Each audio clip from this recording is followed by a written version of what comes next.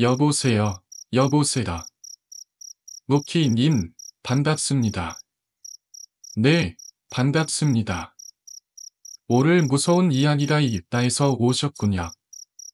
제가 얼핏 들었는데 차근차근 순서대로 이야기를 들어보도록 하겠습니다. 일단 이 이야기는 군대에서 실제로 있었던 일입니다. 예전에 사무인님이 인터뷰했던 주임원사님을 혹시 기억하실지 모르겠습니다. 네, 바로 그 주임원사님께서 생전에 겪었던 일입니다. 물론 잠깐 등장하시지만요. 이 이야기는 제가 선임에게 들은 이야기이기도 하고 또 직접 그 사건을 겪은 짐승이라는 형과 나중에 만나 함께 이야기를 나누었던 기억이 있습니다. 그날 밤 반지 도관들이 야간 순찰을 돌던 중이었습니다. 순찰을 마친 도관 지민은 내무관으로 돌아와 앉아 있었지만 쉽게 잠이 오지 않았습니다. 그래서 다시 한번 산책을 나가기로 결심했죠. 보통이라면 한번 순찰을 돌고 나면 피곤해서 쉬거나 다른 일을 할 텐데 기민은 평소부터 매우 철저한 성격의 군인이었습니다. 완벽주의자라고 해도 과언이 아니었죠. 그는 도사관이었지만 휴가 계획서를 작성하면 계획서대로 철저히 행동하려 했고 모든 일을 건설적인 방향으로 실천하려는 사람이었습니다. 그날도 그는 잠이 오지 않자 책을 보다가 결국 랜턴을 들고 다시 한 바퀴 더 순찰을 나가기로 했습니다. 마침 반지탐도 자고 있었기에 깨우기 미안했던 그는 조용히 혼자 밖으로 나갔습니다. 사실 군대에서는 2인 1조로 움직이는 것이 원칙이지만 기민은 그 규정을 어기고 혼자 나섰던 것이죠. 그가 향한 곳은 도대의 견들이 위치한 창고와 담기 근처였습니다. 그곳은 평소에도 덤산을 사이에서 음산한 장소로 유명했습니다. 분위기 자체가 느스스하고 구석에 자리 잡고 있어 항상 어두웠습니다. 이상한 경험을 했다는 지망도 많았고 발을 되도록이면 피하려고 하는 장소였죠. 그렇게 한 바퀴를 돌던 중 기민은 창고 쪽에서 들려오는 사람의 말소리를 들었습니다. 이상한 기분이 들었지만 랜턴에 비추며 조심스럽게 달아났습니다. 그런데 가까이 갈수록 분명하게 들려오는 것은 남녀의 대화 소리였습니다. 이 시간에? 남녀 대화 소리? 군대에서 자정이 넘을 시간에 남녀가 대화를 나눌 리가 없었습니다. 모두 잠들어 있어야 하는 시간이었고 부대 안에는 여성 인원이 있을 리가 없었으니까. 그는 더욱 조심스럽게 걸음을 옮겼고 그 남녀의 대화 소리가 점점 더 분명하게 들려오기 시작했습니다. 그리고 마침내 그는 확신하게 되었습니다. 이건 분명 남녀가 대화하고 있는 소리다. 그런데 대체 여자는 어디서 온 거지?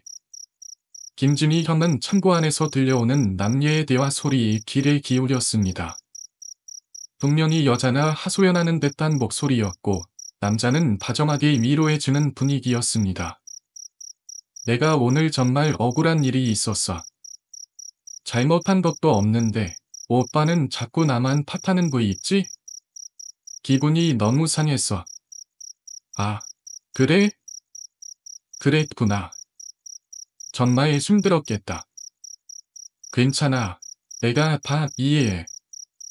사람마다 사정이 있는 거니까 너무 속상해하지 마.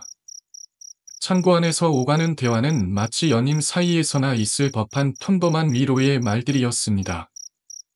김주민은 순간적으로 생각했습니다. 아, 이거구나.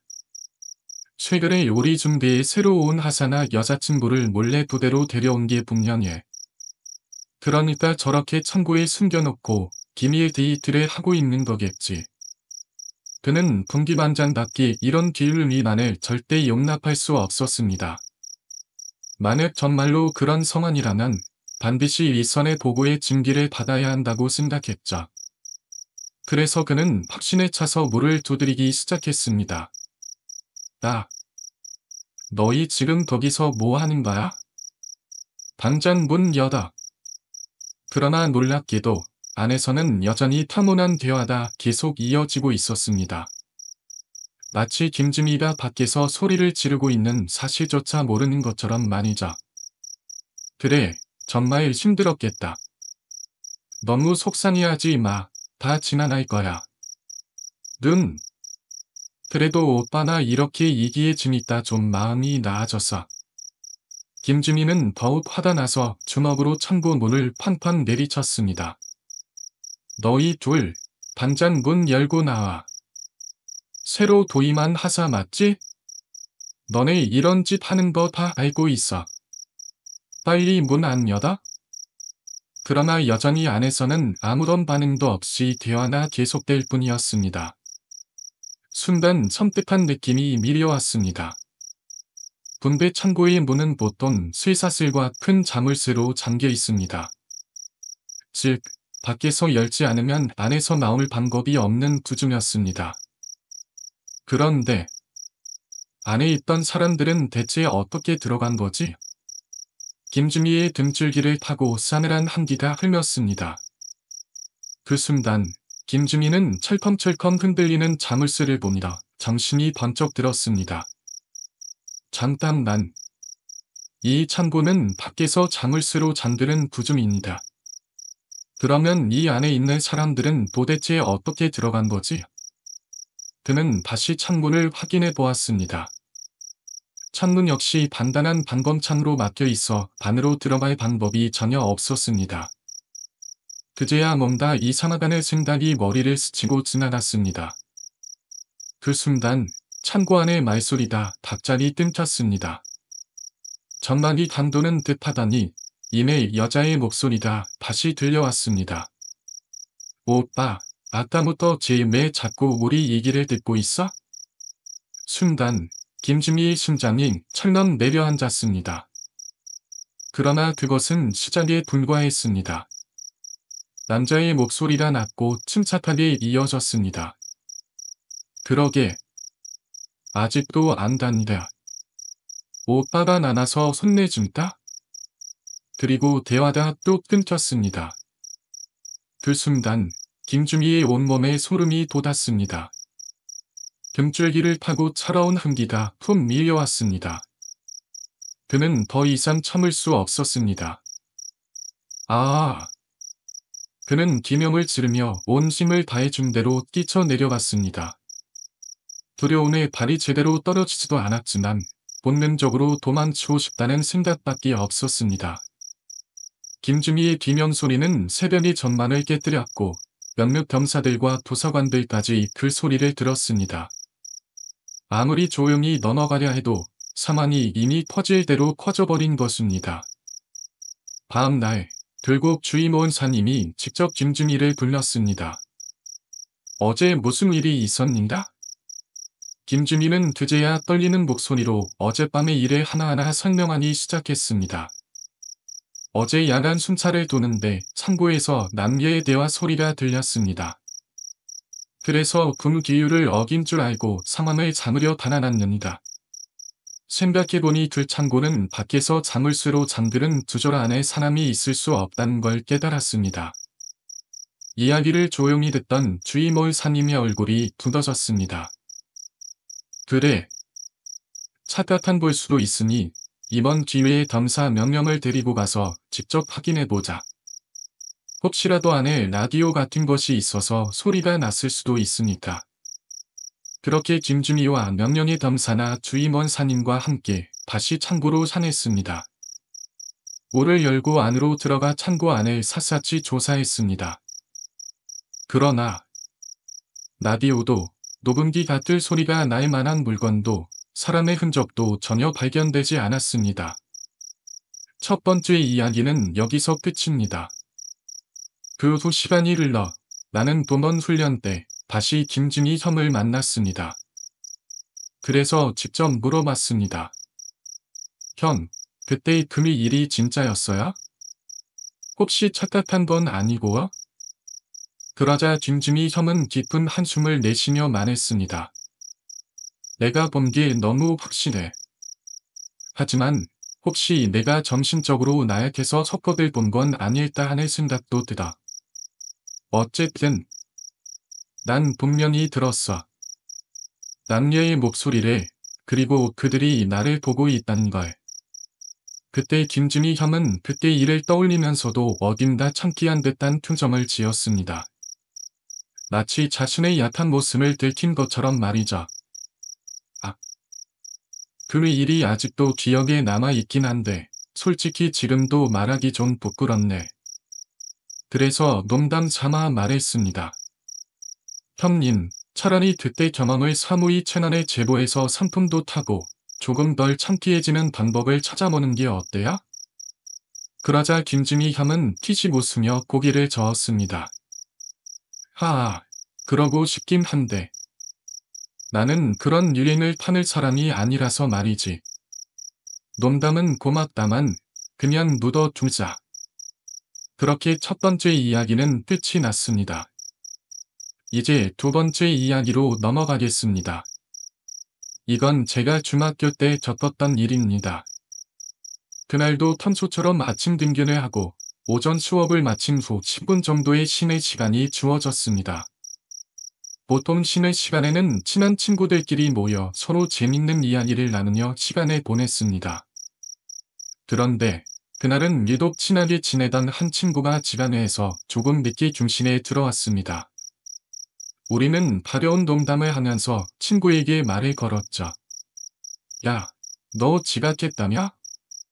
선생님한테 얼차려나도 받았냐? 얼굴이 왜 이렇게 피곤해 보다? 보통이라면 장난스럽게 받아쳤을 친구가 그날은 평소와 달리 중요한 목소리로 대답했습니다. 아니야. 그런 거 아니야. 순간 분위기가 묘하게 가라앉았습니다. 친구의 말투가 너무 차분해서 우리도 덩달아 긴장하게 되더라고요. 야, 무슨 일 있어? 어디 아파? 감기라도 걸린 거야? 우리의 걱정 어린 질문에도 친구는 한동안 침묵하다가 마침내 어렵게 입을 열었습니다. 나 사실 며칠 전부터 똑같은 꿈을 계속 꾸고 있어. 뭐? 악몽이라도 꿨어? 귀신이라도 나왔어? 친구는 천천히 고개를 저었습니다. 그런 게 아니야. 꿈 속에서 나는 깊은 산속에 있어. 그리고 누군가한테 쫓기고 있어. 계속 도망쳐야 해. 그 말을 듣자마자 우리는 모두 소름이 돋았습니다. 누가 널 쫓아오는 건데? 얼굴이라도 봤어? 친구는 다시 고개를 저었습니다. 그게 분명히 누군가 나를 쫓아오고 있어. 하지만 이상하게도 그 사람의 모습은 전혀 보이지 않아. 친구의 말이 끝나자 교실 안을 순간적으로 정적이 흘렀습니다. 누군가에게 쫓기고 있는데 그 존재가 보이지 않는다는 것, 듣기만 해도 오싹한 느낌이 들었습니다. 그렇게 친구는 계속해서 꿈 이야기를 이어갔습니다. 그래. 그런데 그 꿈을 얼마나 꾼 거야? 우리의 질문에 친구는 깊은 한숨을 내쉬며 답했습니다. 벌써 4일째다. 똑같은 꿈이 반복돼. 밤마다 똑같이 쫓기고 똑같이 도망가고. 그래서 요즘 잠을 제대로 못 자, 피곤해서 그런 거야. 친구의 말투는 점점 더 지쳐 보였고 표정은 불안감으로 가득 차 있었습니다. 우리는 분위기를 바꾸려 애썼습니다. 야, 그런 건 그냥 개꿈이다. 애뜸하는 거라고 생각해. 별거 아닐 거야. 다들 친구가 너무 걱정하지 않도록 일부러 가벼운 말투로 위로해 주었습니다. 친구도 마지못해 고개를 끄덕였지만 여전히 불안한 기색을 감출 수 없었습니다. 그날 학교가 끝난 후 우리는 늘 그랬듯이 함께 집으로 향했습니다. 내일 보자. 서로 인사를 나누고 헤어졌죠. 그런데 다음 날 친구는 여전히 피곤한 얼굴로 학교에 왔습니다. 어제 또 그 꿈 꿨어. 우리 모두 순간 말문이 막혔습니다. 진짜도 여전히 누가 널 쫓아오는 거야? 친구는 굳은 표정으로 고개를 끄덕였습니다. 그런데 이상한 게 있어. 점점 가까워지고 있는 것 같다. 그 말을 들은 우리는 더 이상 이 이야기를 계속하면 안 되겠다는 생각이 들었습니다. 괜히 친구가 더 불안해질 수도 있으니까. 진짜 그냥 제 꿈이다. 월요의 꿈은 우리가 평소에 경험한 기억들이 파편처럼 이어지는 거라니까. 그냥 신경 쓰지 마. 그 후로 우리는 더 이상 친구에게 꿈에 대한 질문을 하지 않기로 했습니다. 그냥 평소처럼 학교 생활을 하며 지냈죠. 하지만 친구의 얼굴은 여전히 피곤해 보였습니다. 그러던 어느 날, 꿈을 꾸기 시작한 지 일주일쯤 지난 어느 날이었습니다. 친구가 마침내 평소처럼 밝게 웃으며 학교에 온 것이었습니다. 우리는 반가운 마음에 장난스럽게 말을 걸었습니다. 나, 이제 그 꿈 안 꾸지? 결국 그냥 개꿈이었잖아. 그런데 웃고 있던 친구의 표정이 갑자기 굳어졌습니다. 아직도 꾸고 있어. 그 순간 우리는 모두 말을 잃었습니다. 뭐? 아직도? 나는 얼른 사과했습니다. 아, 미안. 괜히 말 꺼냈네. 다시는 안 물어볼게. 친구는 조용히 고개를 끄덕였고 우리는 더 이상 그 주제로 이야기하지 않았습니다. 하지만 며칠 후, 이번에는 친구가 먼저 이야기를 꺼냈습니다. 어젯밤에 드디어 누가 나를 쫓아오는지 보였어. 우리는 숨을 죽이고 친구의 말을 기다렸습니다. 친구는 떨리는 목소리로 말했습니다. 어떤 여자였어. 나를 향해 전속력으로 달려오고 있었어. 처음에는 흐릿했는데 점점 또렷해지다가 친구는 잠시 말을 멈추더니 다시 입을 열었습니다. 이제 정말 가까워졌어. 그리고 언젠가 나는 따라잡힐 것 같다. 그 순간 도시는 고운해졌습니다. 우리는 아무 말도 할 수 없었습니다. 그저 가슴속 깊은 곳에서 차가운 기운이 서서히 커지는 것을 느낄 뿐이었습니다. 그 친구가 똑같은 꿈을 일주일 넘게 꾸면서 그것도 점점 가까워지는 느낌이 든다고 하니 우리는 더 이상 이걸 단순한 개꿈이라고 칭호할 수가 없었습니다. 야, 이거 진짜 이상한데. 그냥 개꿈이 아니라 뭔가 의미가 있는 거 아니라? 친구들은 각자 나름의 해결책을 내놓기 시작했습니다. 오속이란 때 한 번 다 봐. 혹시라도 뭔가 있는지 알아봐야 하지 않겠냐? 절에 가서 부적이라도 받아와. 아니야, 교회 가서 기도를 드려야 해. 우리는 머리를 쥐어짜면 여러 가지 방법을 제시했지만 친구는 그저 피곤한 얼굴로 고개를 저을 뿐이었습니다. 그렇게 또 하루가 지나갔고 우리는 평소처럼 학교 생활을 이어갔습니다. 그런데 다음 날 아침 등교 시간이 지었는데도 친구가 나타나지 않았습니다. 야, 누구누구 오늘 왜 안 왔지? 혹시 아픈 거 아니라? 우리는 걱정스러운 마음에 선생님께 물어봤습니다. 선생님, 오늘 누구누구 왜 등교 안 했어요? 무슨 일 있어요? 그러자 선생님은 별일 아니라는 듯이 말씀하셨습니다. 아, 오늘 좀 다쳐서 늦게 올 거야. 다쳤다고러. 우리는 이상한 기분이 들었지만 곧 수업이 시작되었고 우리는 어쩔 수 없이 넘어갔습니다. 그리고 점심시간이 되었을 때 친구가 교실에 들어왔습니다. 그런데 그의 손을 본 순간 우리는 말문이 막혔습니다. 친구의 왼손 새끼손가락에는 반창고가 담겨 있었습니다. 너 손가락 왜 그래? 다쳤어? 우리는 바느끼 물었고 친구는 별일 아니라는 듯이 대답했습니다. 아, 그냥 물건 들다가 삐끗했어. 칠불은 더 이상 꿈에 대한 이야기를 하지 않았습니다. 우리도 괜히 분위기를 어색하게 만들고 싶지 않아서 더 이상 묻지 않았죠. 그렇게 며칠이 지나고 친구가 다시 꿈에 대한 이야기를 꺼냈습니다. 사실 너희한테 말을 안 했는데 며칠 전에 그 꿈에서 결국 나를 쫓아오던 여자나 나를 잡았어. 뭐? 잡았다고? 응, 난 필사적으로 도망쳤는데 결국 그 여자나 내 손을 덥석 잡았어. 새끼손가락에. 우리는 숨을 삼켰습니다. 칠굴은 떨리는 목소리로 말을 이어갔습니다. 그 여자는 머리가 길고 옷도 더러웠어. 얼굴도 엉망이었고 그리고 나를 붙잡은 채 뭔가 낯가지는 듯한 표정을 짓고 있었어. 엄청 파란 표정이었어. 그럼 뭐라고 말했는데?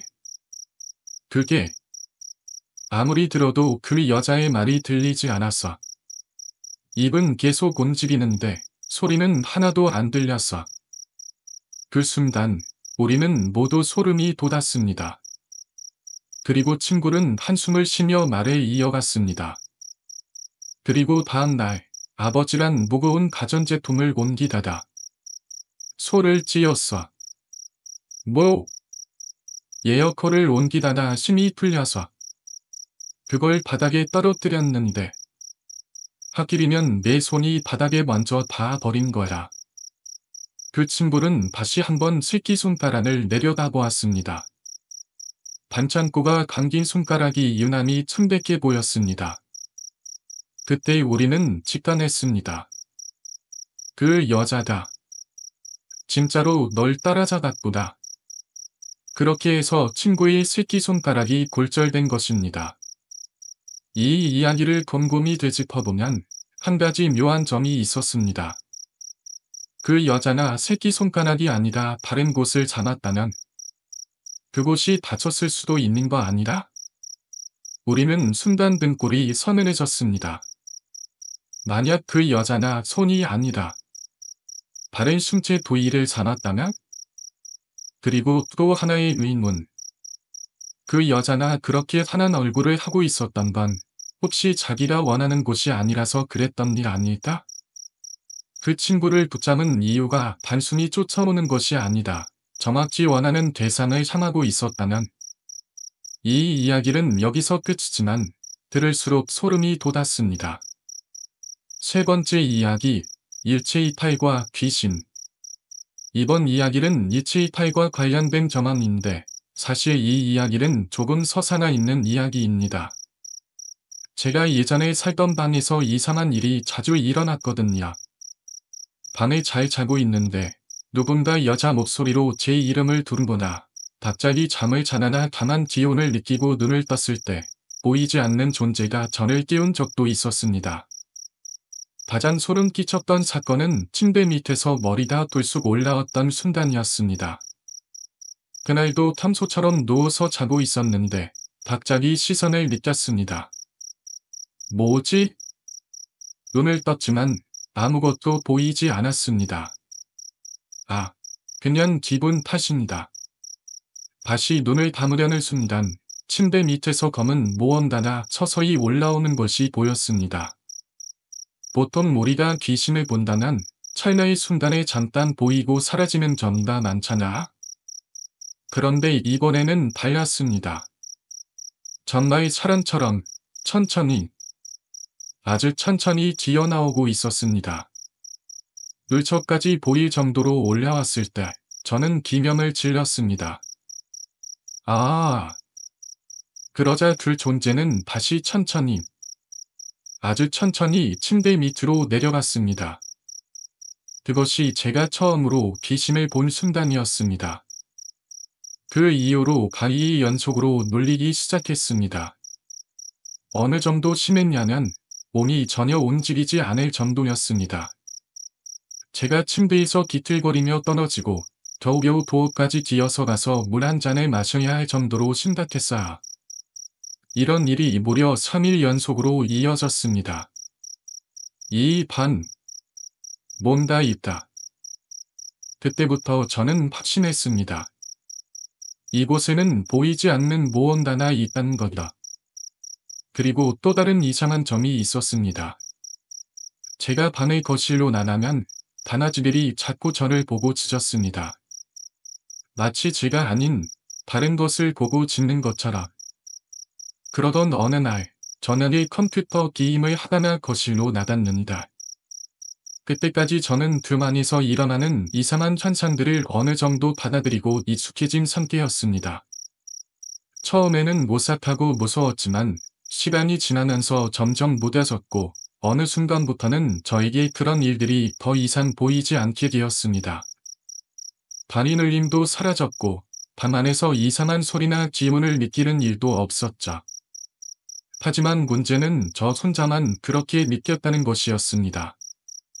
저희 집에 놀러온 친구들이나 지인들은 여전히 그 방에서 이상한 경험을 하고 있었습니다. 어떤 친구들은 낮잠을 자려고만 해도 똑같이 다리에 눌렸고 몇몇 친구들은 그냥 침대에 누웠을 뿐인데도 이상한 기운을 느꼈다고 했습니다.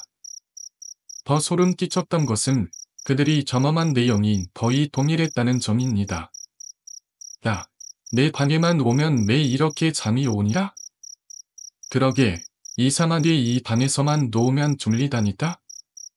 그리고 그들이 잠에 빠지려는 순간 꼭 같은 증상을 호소했습니다. 갑자기 몸이 엄청 무거워지면서 누군가가 내 위에서 짓누르는 것 같아서. 귀 옆에서 끼이의 하늘 소리가 계속 들리다. 누군가 내 옆에서 계속 속삭이는 것 같은데 뭔 소린지 알아들을 수 없어. 나는 아예 사람 형체 같은 게 보였어. 꿈인 줄 알았는데 너무 생생해서. 바리놀림을 경험한 친구들은 모두 비슷한 말을 했습니다. 그리고 유독 저희 집, 그것도 제 방에서만 그런 일이 벌어지는 것이었습니다. 그렇게 시간이 흘렀고 저는 유학을 떠났습니다. 그리고 몇 년이 지나 다시 한국에 돌아왔습니다. 오랜만에 만난 친구들은 반갑게 저를 맞이해 주었고 그중 한 친구는 저에게 선물을 가져왔다며 장난스러운 표정으로 말했습니다. 야, 내가 너한테 줄 선물 하나 챙겨왔어. 근데 이건 부모님한테 걸리면 안 돼. 원래 숨겨둬야 해. 어디다 숨길 거라? 친구가 가져온 것은 반대 한 보름이었습니다. 부모님 몰래 가져온 것이라며 당분간 내 방에 숨겨두고 필요하면 가져가겠다는 것이었죠. 침대 및 구석에 넣어두게. 내가 나중에 확인해봐. 그렇게 친구는 반대를 제 침대 밑에 숨겨두고 샤워를 하러 갔습니다. 저는 별 신경을 쓰지 않고 그냥 컴퓨터 게임을 하면서 친구가 씻고 나오기를 기다렸습니다. 그런데 샤워를 마치고 나온 친구가 갑자기 묻더군니다. 야, 내가 아까 그거 어디다 뒀다고 했지? 저는 아무렇지도 않게 대답했습니다. 내가 내 침대 밑에 놔뒀잖아. 그대로 있을 텐데? 근데 없어. 그 순간 등골이 서늘해졌습니다. 뭐? 없다고? 는 아까 내가 침대 밑에 분명히 넣었는데 지금 아무리 찾아봐도 없어. 처음에는 친구가 장난을 치는 줄 알았습니다. 그래서 직접 확인해보기 위해 침대 밑을 살펴보았습니다. 하지만 정말로 담배가 사라져 있었습니다. 야, 너 제대로 봤어? 혹시 다른 데 둔 거 아니라? 아니다. 내가 분명히 여기다 넣었단 말이다. 우리는 밤 안에 샅샅이 뒤졌습니다. 침대 밑뿐만 아니다. 책상 서랍, 옷자만, 심지어 이불 속까지 다 뒤져봤지만 담배 한 보루는 흔적도 없이 사라져 있었습니다. 그때부터 친구의 얼굴이 점점 창백해지기 시작했습니다. 이거 진짜 이상한데? 그때 갑자기 방 안에 있던 다나쥐가 갑자기 침대 쪽을 향해 짖기 시작했습니다. 처음에는 그냥 장난치는 줄 알았는데 다나쥐의 눈빛이 어딘가를 정확히 임시하고 있었습니다. 그런데 그 시선이 내가 아니다.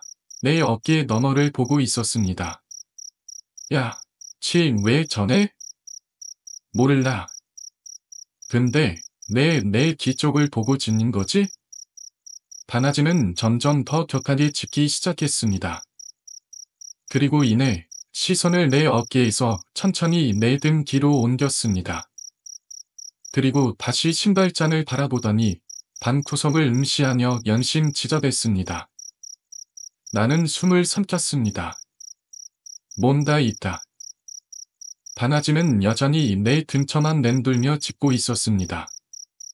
마치 무언가가 내 주위를 서성이고 있기라도 한 것처럼. 갑자기 공기가 싸늘해지는 느낌이 들었습니다. 그면 자. 담배 찾지 말고 나가서 얘기나 하자. 친구는 얼굴이 새하얗게 질려 있었고 나 또한 이상한 기분이 들어서 밤을 나서기로 했습니다.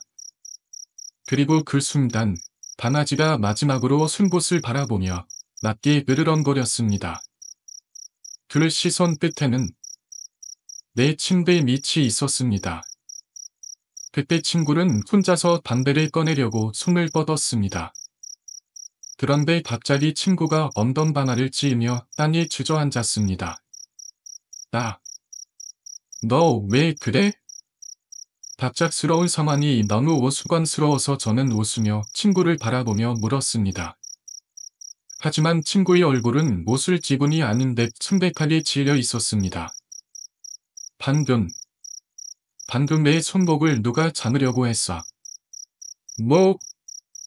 친구는 숨을 몰아쉬며 떨리는 목소리로 말을 이어갔습니다. 시하얀 손이 내 손목을 붙잡으려고 했어.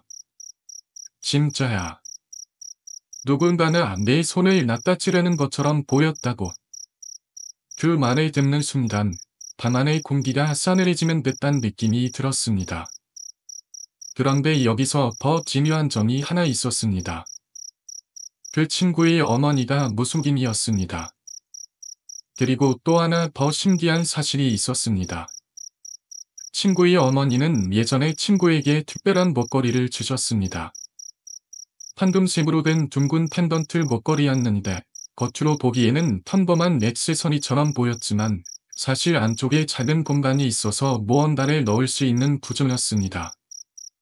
그거 아냐? 열면 안에 사진 같은 걸 넣을 수 있는 목걸이만이다.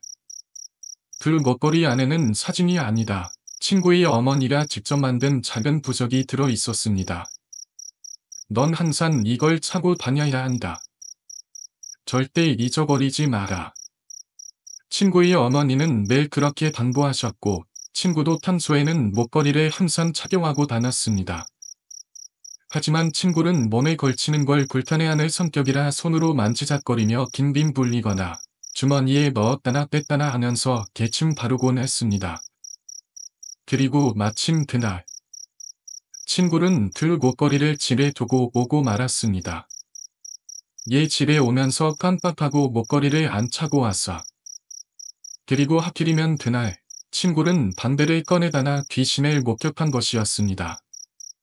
일체이파의 이야기. 이제 왜 이 이야기가 일체이파과 관련이 있는지 설명하겠습니다. 요즘은 일체이파에 대한 개념이 많이 알려져 있지만 제가 처음으로 이 개념에 관심을 갖게 된 것은 우연히 인터넷을 보다 나였습니다. 당시에는 일체이파이라는 영어보다 아스트랄 프로젝션, 에스트레이 프로젝션 이라는 표현을 더 많이 사용했는데 이에 대한 훈련 방법을 소개하는 블로그 글을 보게 되었습니다. 그 블로그의 주인자는 일체이파를 매일같이 연습하는 사람이었고 자신의 경험을 일기처럼 기록하고 있었습니다. 이게 진짜 가능한 걸까? 처음에는 반신반의했지만 점점 글을 읽어갈수록 흥미가 생겼고 결국 저는 블로그 주인에게 직접 쪽지를 보냈습니다. 안녕하세요. 이거 진짜 가능한가? 어떻게 하면 저도 해볼 수 있을까? 그렇게 해서 자연스럽게 블로그 주인과 연락을 하게 되었습니다. 그 사람은 한국인이었고 40대의 평범한 아저씨였습니다. 하지만 그의 말 중에는 매우 기묘하고 신기한 내용이 많았습니다. 그 중에서도 가장 이상했던 것은 이 말이었습니다. 일체이탈을 하면 집 밖으로도 나갈 수 있어. 어디든 갈 수 있지. 하지만 절대로 밖에서 다른 존재와 대화를 하면 안 돼. 길에서 누군가를 만나더라도 그 사람이란 말하려고 하지 마. 왜냐하면 애초에 그건 사람이 아니니까. 그 말에 소름이 돋았습니다. 일체이탈을 하면 귀신 같은 걸 만난다는 건가요? 그건 직접 해보면 알게 될 거야. 하지만 꼭 기억해. 대화를 하지 마. 절대로. 그렇게 해서 그는 저에게 일체이탈을 훈련하는 방법을 알려주기 시작했습니다. 저는 점점 그의 가르침을 따라 일체이탈 연습을 하게 되었고, 그 과정에서 점점 더 신기한 경험을 하게 되었습니다.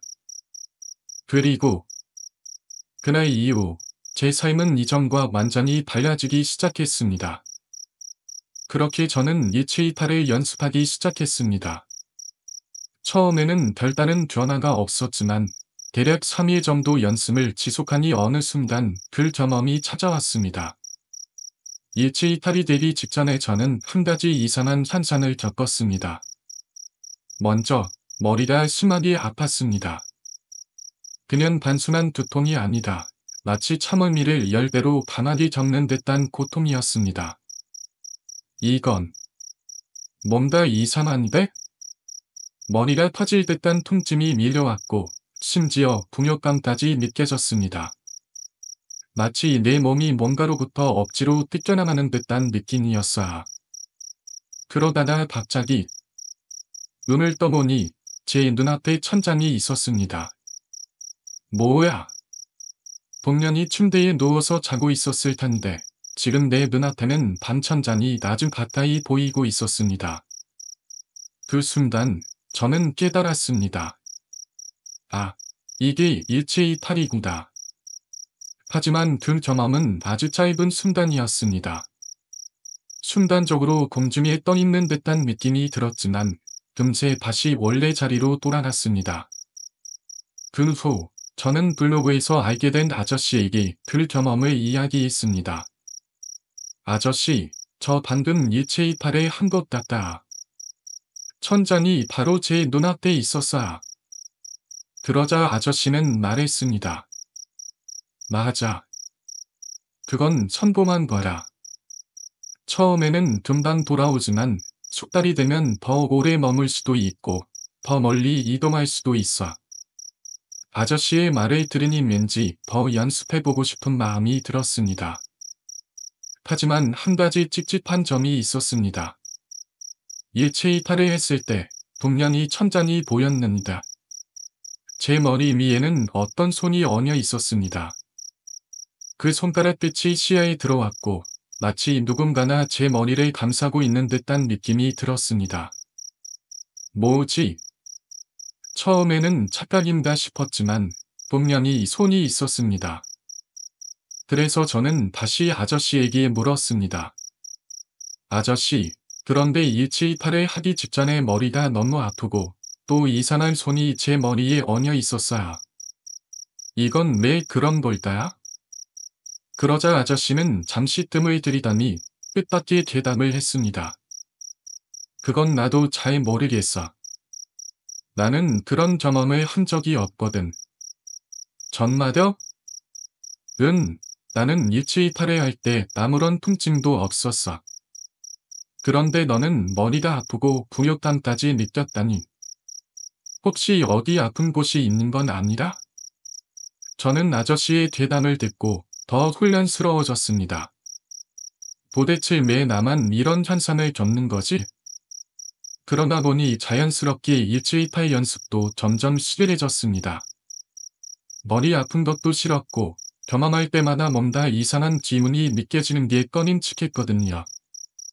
그렇게 일체이탈에 대한 관심을 접고 저는 군대에 입대하게 되었습니다. 군대에서 만난 귀신을 보는 후임. 군대에서 생활하던 어느 날 저는 한 후임을 만나게 되었습니다. 그 후임은 귀신을 볼 수 있는 사람이었습니다. 공교롭게도 그 후임이 외할머니도 무속인이었다고 했습니다. 어느 날 후임과 이야기를 나누던 중 그는 자신의 경험을 털어놓았습니다. 저는 어릴 때부터 귀신을 볼 수 있었어요. 할머니가 무속인이었거든요. 아, 그래서 보게 된 거야? 처음에는 안 보였어요. 그런데 어느 날 할머니가 무당 구달 때 쓰는 소리를 따라 한 적이 있었거든요. 그 순간부터 귀신이 보이기 시작했어요. 저는 그의 이야기를 들으며 흥미로웠지만 동시에 왠지 불안한 기분이 들었습니다. 그 후임은 귀신과 기미에 대한 이야기도 해주었습니다. 귀신은 주기적으로 자신이 기미할 대상을 찾고 있어요. 기미. 네, 원래 사람한테 귀신이 들려고 하면 그 사람에게 엄청난 두통과 굴욕감이 온다고 해요. 그 말을 듣는 순간 저는 순간적으로 머릿속이 얼어붙었습니다. 두통과 굴욕감. 그 순간 과거의 경험들이 머릿속에서 하나하나 맞춰지기 시작했습니다.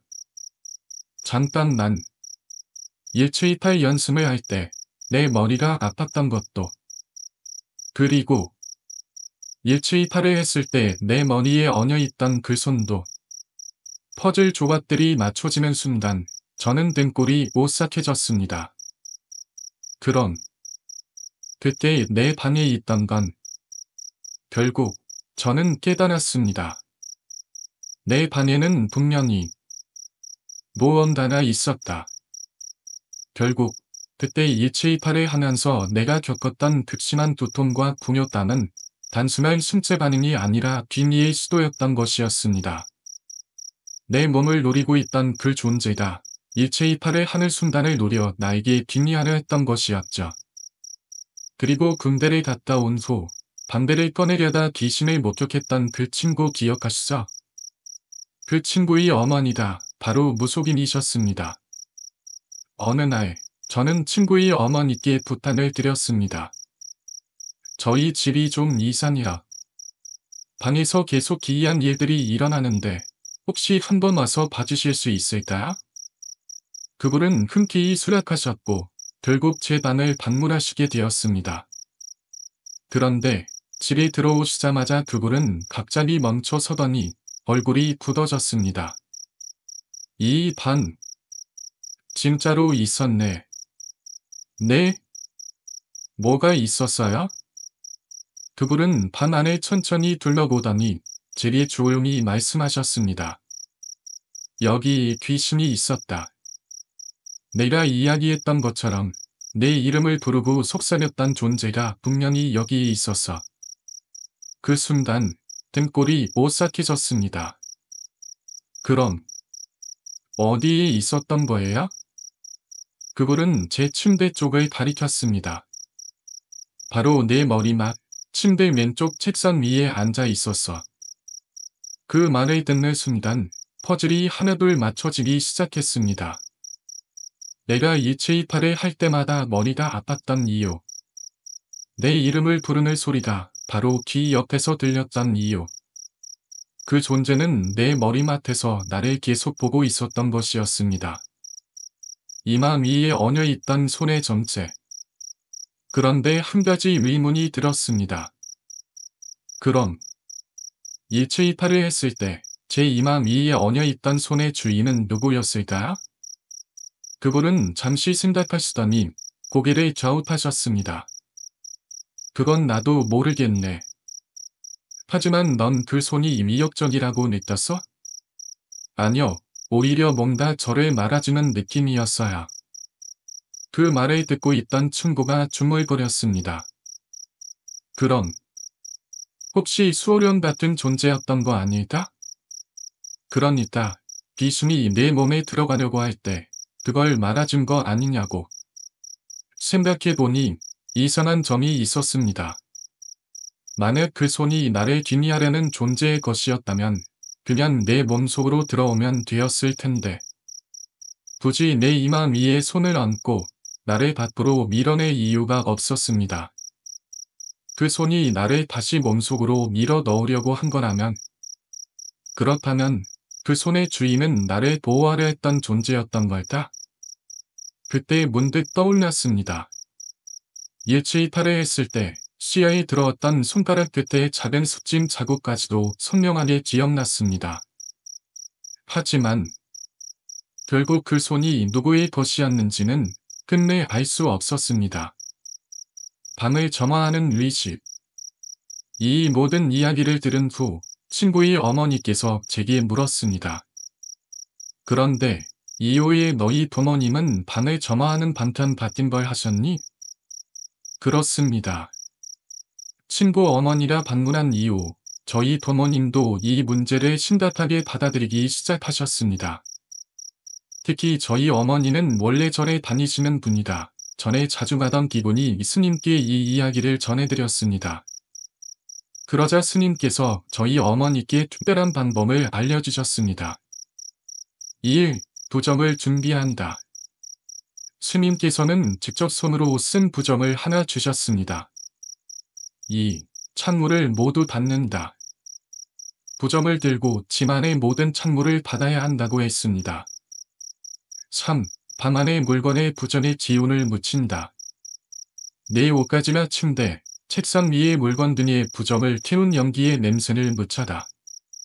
4. 연기를 터뜨리며 나무 반세음 보살을 계속 중얼거린다. 연기가 밤 안에 퍼질 동안 나무 반세음 보살을 반복해서 염송해다. 5.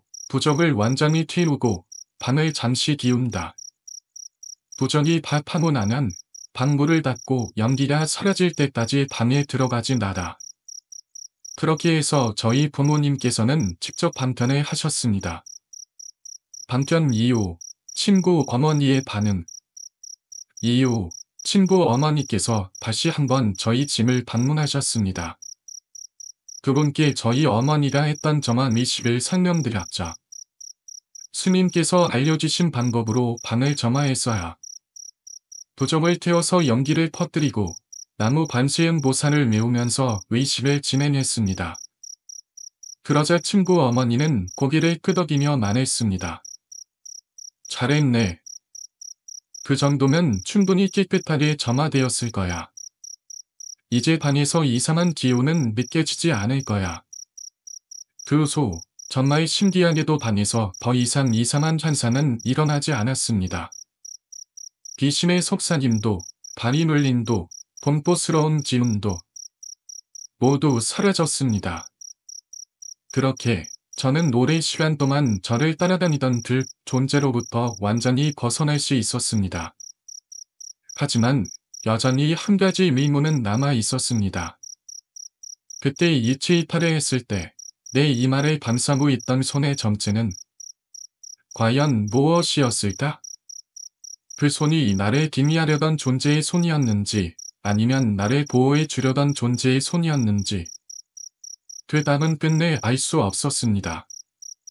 이것이 바로 내가 겪었던 일치이탈과 귀신 이야기의 전말입니다. 그때 무속인 어머니께서 설명해 주셨습니다. 이 부적은 귀신을 단순히 쫓아내는 게 아니라 소멸시키는 부적이라. 창문이나 방문을 닫으라고 한 이유는 귀신이 도망가지 못하게 닫아두려는 거라. 그리고 부적을 태워 연기를 튀우면 귀신이 그 연기를 자결의 불꽃처럼 느껴 마치 자신이 타들어가는 듯한 고통을 느끼는 거지. 만약 도망칠 곳이 없으면 그 자리에서 소멸하게 돼.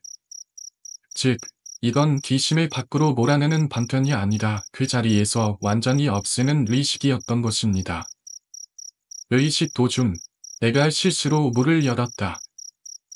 그런데 문제는 방편을 진행하던 도중에 내가 문을 열었다는 것이었습니다. 어머니가 연기를 퍼뜨리며 나무 관세음 보살을 중얼거리고 있었을 때 나는 그걸 제대로 모르고 방문을 열었습니다. 그때는 별일 아니라 생각했지만 이 일이 몇 주 후 또 다른 GER 사건과 연결될지는 몰랐습니다. 무속인의 집에서 벌어진 일. 며칠 후 나는 어머니 그리고 귀신을 목격했던 친구와 함께 두 친구 어머니, 무속인, 이 집에 방문하게 되었습니다. 그 집에 들어서기 위해 신발을 벗고 있었는데 갑자기 친구 어머니께서 우리를 바라보시더니 소리를 질렀습니다. 잠깐! 들어오지 마! 순간 우리는 얼어붙었습니다. 네요? 무슨 일 있어라? 너희 중 한이라. 어깨에 이상한 걸 달고 왔다. 우리 모두 어리둥절해하며 서로를 바라보았습니다. 그러자 무속인 어머니는 가운데 서 있던 친구를 가리키며 말했습니다. 내가 어디서 잡기를 데리고 왔어. 그 말이 끝나기가 무섭기에 무속인 어머니는 바로 신발장 쪽으로 달려갔습니다. 그리고는 집 안에 있던 칼을 집어 들었습니다. 15자루의 칼을 던지다. 그 장면은 지금 생각해도 소름 끼칠 정도로 강렬했습니다. 무속인 어머니는 질고 화려한 칼을 꺼내다니 갑자기 우리가 서 있던 신발장 방향으로 칼을 던지기 시작했습니다. 어디서 가니? 첫 번째 칼이 날아갔습니다. 나다. 두 번째 칼이 신발장 쪽으로 꽂혔습니다. 그렇게 무려 15에서 16자루의 칼을 던지셨습니다. 그런데 놀라운 것은 그 칼이 전부 같은 방향으로 날아갔다는 것입니다. 마치 무언가를 향해 조준한 것처럼 항상 같은 위치를 향해 칼이 날아갔습니다. 그러다가 어느 순간 칼날이 밖이 아니라 안쪽을 향하는 방향으로 딱 하나나 떨어졌습니다. 그러자 무속인 어머니는 손을 멈추고 깊게 숨을 들이쉬며 말씀하셨습니다. 됐어. 이제 들어와도 돼. 잡기의 점째. 우리는 긴장된 얼굴로 집 안으로 들어갔습니다. 그러자 무속인 어머니께서 한숨을 쉬며 말씀하셨습니다. 너희가 집에 들어오려 할 때 내 어깨에 어떤 여자가 타고 있었어. 그 여자는 단순한 귀신이 아니다. 잡기였어. 그런데 그냥 떠도는 게 아니라 내 아들에게 해코지하려고 따라온 것 같다. 순간 우리는 등골이 서늘해졌습니다. 내 아들이 무속인이 될 운명을 타고난 걸 알고 일부러 따라온 거야. 그러니까 내 어깨에 타서 집 안으로 들어오려고 했던 거지. 내가 문을 열었던 사건과의 연결점. 그 순간 나는 며칠 전에 있었던 방편 리시포 중 내가 문을 열었던 일을 떠올렸습니다. 설마. 나는 조심스럽게 어머니께 금이 일을 말했습니다. 혹시 그 귀신이 우리 집에서 나온 귀신일 수도 있나요? 무슨 말이야? 며칠 전에 어머니가 부적을 태우고 밤을 점화하는 리시베 하셨는데요. 연기가 다 사라지기도 전에 제가 모르고 문을 열었거든요. 그때 귀신이 방에서 빠져나갔을 가능성은 없을까요? 어머니는 조용히 내 말을 듣더니 깊은 한숨을 내쉬며 말했습니다. 그럴 가능성도 있겠네. 내가 문을 열었을 때 귀신이 완전히 손을 대지 않고 빠져나갔다면 주변을 떠돌다가 내 친구의 어깨에 타고 갔을 수도 있어. 그 말을 듣고 우리는 모두 다시 한번 소름이 돋았습니다. 그 후 귀신은 어떻게 되었을까? 그 이후 우리는 그 귀신이 완전히 사라졌는지 아니면 여전히 어딘가를 떠돌고 있는지 알 길이 없었습니다. 떠돌아다니는 보일련이 되었을까? 완전히 소멸된 걸까? 아니면 아직도 누군가를 따라다니고 있는 걸까? 정확한 답은 없었습니다. 하지만 확실한 건 그때 이후로 내 방에서는 더 이상 이상한 일이 일어나지 않았다는 것. 그리고 그 사건의 계기로 나는 더 이상 귀신에 대한 두려움을 갖지 않게 되었다는 것입니다. 귀신에 대한 나의 변화. 이후로도 내 주변에서는 종종 이상한 일들이 일어나곤 했습니다. 가끔은 알 수 없는 말소리가 들리기도 했고 이상한 기운을 느낄 때도 있었습니다. 하지만 이제는 두려워하지 않았습니다. 야, 이제 좀 꺼져라. 그냥 욕을 시원하게 한마디 내뱉으면 그 모든 기운이 사라졌습니다. 이제 나는 귀신에게 겁먹지 않는 사람이 되었습니다. 그 모든 사건을 겪고 난 뒤 나는 분명히 강해졌습니다.